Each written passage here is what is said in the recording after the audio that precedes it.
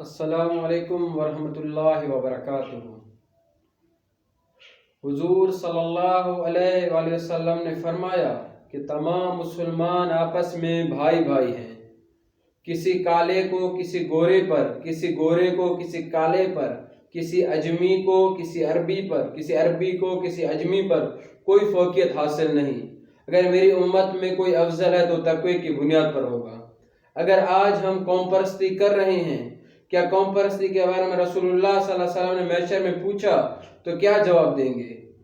آج ہم کہ کوئی گورا ہے تو کالے پر ہنس رہا ہے، اگر رسول اللہ صلی اللہ علیہ وسلم نے اس کے بارے میں پوچھا تو دوستوں ہم کیا جواب دیں گے؟